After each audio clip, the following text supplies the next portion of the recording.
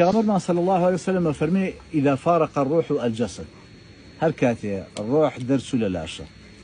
سيشتي تيانا ديال إنسانا روحي راسه خوش تباشت إيجت يا أبو ناشي تباشت أو روح هذا من يتولى السجن كحتى قيام أو سيشت الشيبة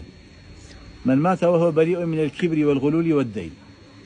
كبري تيانا بكبر خو بجورزاني تيابي ناشي تباشت شكو وعدي إخوايا أو يمسقال زريق خو بجورزاني تيابي ناشي تباشت ناشي تباشت لسرطان وناشط دوم غلول دزين لدسكوتي قشتي هي هذه كذا بس خزنيه كل مالي هو مفقد وجاري ماما مالي اوهم بيباوك بينازي تو شويبي وزاني امر فرصتي اللي انا وتواني تشتلاقي وسيمش قرزاري او قرزار بي والشهيد يجبي ولا بيش شولي بدري ناشته باشتو تاو قرزي دسرني قرز زور قرص ويبيان صان فرمي شي فرمي خوتان ما توقع كان بس فرمي بالدين بقرز قرزكي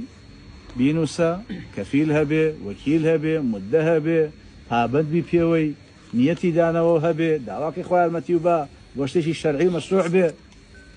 كبراسي قرزا بيناشته باش خو بجورزا بيناشته باش اول شيء تزيد دسكوتي بيشتي كل خود من بارزين اشته باش